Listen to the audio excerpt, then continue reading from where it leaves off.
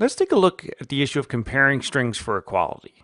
Let's say I have a string I'll call S1 and I assign it the value I space love, then I add on space Java to the end of that. They have another string I'll call S2 and I set to the value of I and I add on space love space Java. So now we have two strings, S1 and S2, and both of them have the value I space love space Java. So now if I compare them for equality using the equal equals operator, what I'll get is false. And let's see why that's the case. So if I look at S1, it contains the value, as we said, I space love space Java. And of course the variable S1 references that. Then we look at S2, what it also has, I space love space Java. And S2 references that. But remember that the equals equals operator compares values based on whether they both point to the exact same object instance. And if we see here is that S1 points to one instance and S2 points to another.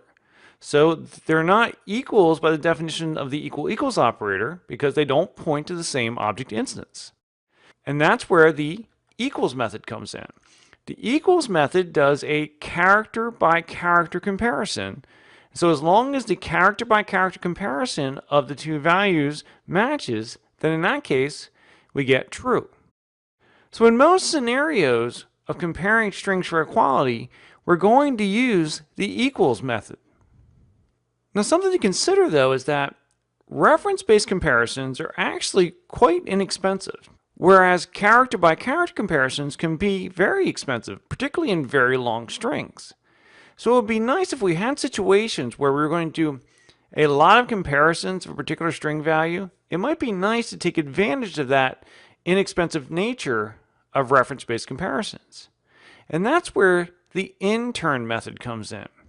The intern method gives us back a canonicalized reference of a string value. And let's see what that means.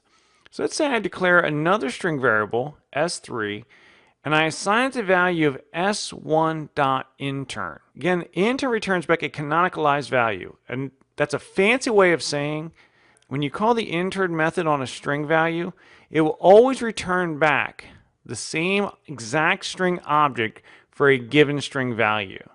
So when we call S1.intern, we get back the canonicalized reference to I space love space Java. S3 gets assigned a reference to that. So now if I say string S4 equals S2.intern, S4 will get a reference to that exact same object instance. So the intern assures that two strings with the same value will reference the exact same object. What that allows us to do then is use that very inexpensive equals equals operator to do the comparison.